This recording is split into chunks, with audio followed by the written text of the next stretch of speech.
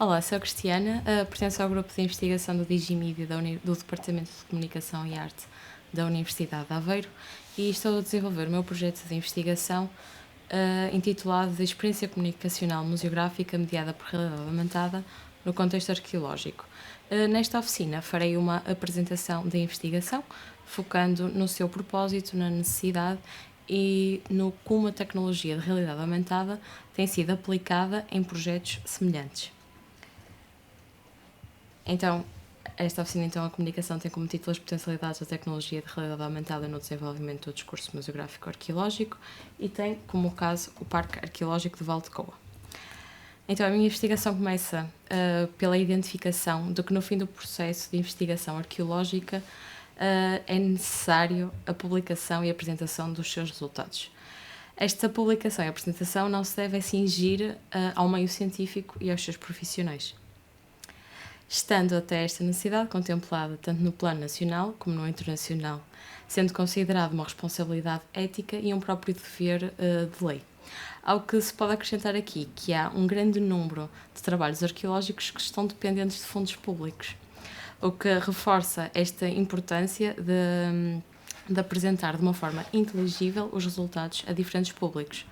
Porém, apenas a apresentação de resultados não é uma tarefa fácil, porque se tratam muitas vezes de fragmentos, de artefactos com pouco significado para públicos gerais.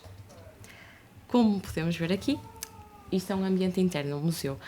Trata-se da estação do reservatório do Museu da Cidade do Porto. Podemos ver que há aqui estratégias aplicadas, como um estabelecimento nesta imagem de um caminho que articula um conjunto de instrumentos, como luz e som. Neste caso, até o caminho está demarcado pelas várias temporalidades que estão presentes. Nas imagens do vosso lado esquerdo, em baixo, podemos ver que à peça nós podemos adicionar uma legenda e informação contextual no espaço interior. E os fragmentos na imagem de cima, podemos ver que, a partir de um fragmento nós não conseguimos imaginar a peça total, mas como há uma representação total da peça reconstruída atrás, torna-se mais fácil essa leitura e compreensão. No entanto, nos ambientes exteriores, como é o caso de sítios arqueológicos, mesmo que estejam associados a este forte valor para a experiência e serem ambientes desprovidos de um elitismo que muitas vezes está associado ao museu, as condições de preservação e desintegração destes sítios tornam difícil de serem compreendidos e tornam-se abstratos. Para além disso, devido a esta necessidade de preservar, é muitas vezes impossível intervir no espaço físico, o que impede a reprodução das estratégias que utilizamos nos ambientes interiores, como vimos no slide anterior. O que me levou então a situar a minha investigação num dos três grandes problemas de comunicação de sítios arqueológicos descritos por Peirce. Então, a seleção e decisão de uma estratégia para que o sítio seja claro e compreensível para a audiência, ao que eu ainda vou acrescentar que seja um local simbólico e emotivo também para o visitante. Então, o que eu vou propor é que neste âmbito do desenvolver a estratégia comunicacional seja introduzida a tecnologia de realidade aumentada para fazer aqui a mediação entre o sítio e os públicos. Isto porque a realidade aumentada, como podemos ver a partir do vídeo, que isto é o caso de um exemplo já desenvolvido, um protótipo em Conímbriga, possibilita então a sobreposição de conteúdo virtual sobre o mundo real, isto em tempo real. O que promove então diferentes graus de interação com o mundo físico e permite modificá-lo. Para além de não obrigar a uma intervenção num espaço físico, que é muitas vezes um requisito. Para além disso, aliada à realidade aumentada, pretende também abordar uma abordagem de storytelling transmídia, com o fim de criar aqui uma camada simbólica, como eu tinha referido, empática e que alcance diversos públicos, enriquecendo assim a experiência do visitante. De uma forma sucinta, foi formulada esta questão de investigação que reflete o que acabei de dizer, quais as potencialidades da mediação por realidade aumentada e storytelling transmídia na experiência museográfica do visitante de um parque arqueológico. E para conduzir então a investigação, estou a seguir então a metodologia Design Based Research, incluindo também o design centrado no utilizador para chegar mais perto aqui do visitante, para o introduzir neste modelo, e uma abordagem story-based. Desta forma, há a identificação de um problema real, neste caso, como eu tinha referido, a comunicação de um sítio arqueológico, que depois então passará por um processo iterativo de 4 fases, onde se analisa o panorama geral e se desenvolverá uma prova de conceito tecnológico para ser introduzida num sítio, e de onde então deverá resultar um resultado teórico, neste caso que estará a forma do modelo comunicacional, e um resultado prático, que será então a prova de conceito tecnológico. Pronto. Neste momento, eu estou na fase de análise da minha investigação e que vou passar agora a apresentar. Em termos de conceitos operatórios, eu vou explicar estes 3 fundamentais: a museografia, narrativas transmídia e realidade aumentada. A museografia aqui entra num domínio mais amplo, onde consideramos então que a visita a um parque arqueológico está incluída neste domínio, uma vez que é considerada então uma linguagem para construir as relações e discursos entre esses espaços, coleções e exposições e audiências, através então da organização de signos e símbolos e, como nós vimos no primeiro exemplo dos ambientes interiores, bem distinto. As narrativas transmídia e a realidade aumentada são dimensões então que pretendem intersetar este contexto museográfico. As narrativas aqui têm o propósito de comunicar e engajar o sítio com as audiências, então de uma forma significativa e inteligível, e o transmídia é aplicado para conseguirmos alcançar diversos públicos e níveis de participação. A realidade aumentada, devido às qualidades então, que eu também já tinha referido, como a sobreposição de conteúdo virtual sobre o mundo físico, combinadas com o storytelling, permitirão então criar aqui diferentes graus de interação e imersão. Isto permite atingir várias tipologias de público, é um dos nossos objetivos. É referente ao estado da arte, então, ao que tem sido feito em termos de realidade aumentada em contextos semelhantes ao meus. Eu estou a desenvolver agora uma revisão sistemática de literatura para averiguar então esta questão da realidade aumentada, no seu uso sempre numa vertente exterior, ligada ao património cultural. Incluída na revisão sistemática estão 77 documentos e estou agora a fazer uma análise então desta parte da realidade aumentada, tecnologia, interação, storytelling e instrumentos utilizados. Podemos ver, a partir aqui desta imagem, então, que a maior parte destes sistemas de visualização usam dispositivos móveis, como os smartphones e tablets, sendo que surgem alguns casos protótipos, como podemos ver do lado esquerdo, de head-mounted displays, como é o caso dos smart glasses. Neste caso, por exemplo, a interação acontece por um painel lateral dos óculos.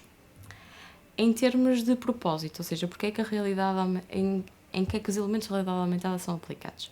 Verificamos que esta tem sido utilizada essencialmente para adicionar elementos de navegação e informação contextual à experiência, ou seja, utilizar assim como guias, mapas, e depois há sempre uma alternância entre modos de mapa e realidade aumentada.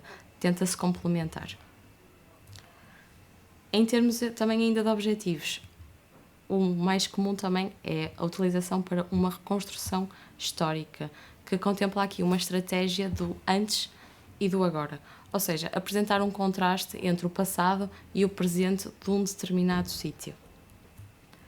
Em termos de sentidos estimulados, a realidade aumentada tem aqui o potencial teórico de poder aumentar qualquer sentido humano.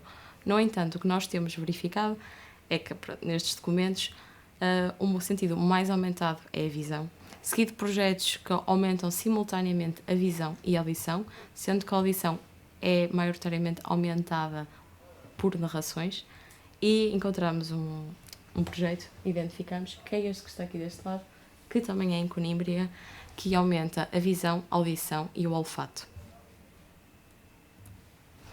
Em termos de storytelling, nos casos em que está presente, porque não está a ser sempre presente uma estratégia de storytelling, mas nos casos em que está, assiste-se então a uma abordagem de reinforcing, que acontece quando se determina que o ambiente por si é autossuficiente devido à sua história, e a realidade aumentada vem acrescentar apenas uma nova camada de compreensão.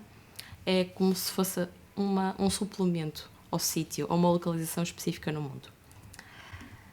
Em termos de abordagens, também verificamos, mas em menor número, que há projetos também de reskinning, que significa que o sítio não tem uma associação direta com a experiência desenvolvida em realidade aumentada. Ou seja, a experiência desenvolvida em realidade aumentada podia ser vivida ou utilizada em qualquer lugar do mundo. Não está associada a umas coordenadas.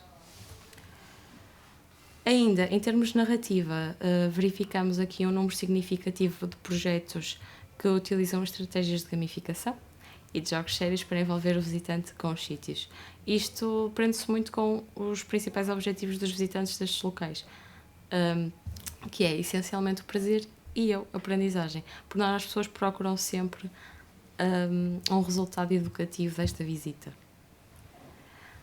Para terminar então esta parte, o estado da arte foi identificado um caso que utilizou transmídia e realidade aumentada, é numa região da Suécia, que desenvolveu personagens que cada uma conta uma parte de uma história distinta, mas que depois se complementam por diferentes meios. Nesta imagem aqui podemos ver a realidade aumentada no sítio, associada neste sítio do património cultural, que é utilizada a partir da placa informativa do local, mas que depois é complementada por livros e painéis interativos. Para terminar então a apresentação, passo agora a uma breve apresentação do meu caso, o Parque Arqueológico de Valdecoa, que fica situado no Alto Douro, distrito da Guarda, e contempla um dos maiores espólios de gravuras rupestres do Paleolítico do mundo. Apresento agora uns exemplos, então, para compreendermos esta dificuldade de leitura e interpretação destes artefactos. Neste caso, temos uma rocha mais ou menos do tamanho da nossa mão, e olharmos para ela, se olhássemos apenas para esta rocha, nós não conseguiríamos compreender os motivos que estavam nela contidos. Mas podemos ver que existem e aí há uma sobreposição, inclusive, deles. Podemos ver por estas cores, cada uma representa um animal. E esta rocha é pequenina, podíamos pegar nela e colocá-la no museu e contextualizá-la lá. No entanto, há outras rochas que não podem sair de sítio. E depois criam-se estas visitas guiadas, mas é muito difícil uma pessoa não especializada com nenhum tipo de conhecimento, e mesmo quem tem, é difícil ver, porque ainda por cima as condições atmosféricas têm que ser específicas, tem que se haver sempre uma luz rasante e uma pessoa não pode visitar a qualquer hora do dia. Apetece-me, são 3 da tarde e vou ali visitar. Não pode, há horas marcadas para isto. Como podemos ver, então, isto é o que podemos esperar, por exemplo, uma visita, uma das rochas, e temos esta interpretação feita pelos arqueólogos, que eles depois fazem os decalques da rocha para conseguir então identificar e estudá-las. Mas nós no sítio nós não podemos ter acesso a esta imagem e não podemos colocar placas, como tinha referido, para não intervir no espaço e deteriorar estas rochas. Isto é outro exemplo de outra rocha que podemos ver noutro núcleo. E para além desta sobreposição de imagens e da necessidade das condições atmosféricas, também temos que ter em atenção que existem várias interpretações arqueológicas para o significado de cada rocha. Ou seja, uma pessoa quando olha para a rocha e mesmo que consiga identificar, depois é muito difícil contar uma história a partir destas gravuras, destes motivos, porque não há uma cientificamente, há várias. E para depois contextualizar isto na visita, é preciso ter acesso a esta informação toda. Então, de uma forma resumida, e para concluir a apresentação, apresento um esboço preliminar do que se pretende desenvolver. Então, de um lado, teremos então as rochas, como acabámos de ver, na visita local in situ, e do outro lado, os visitantes.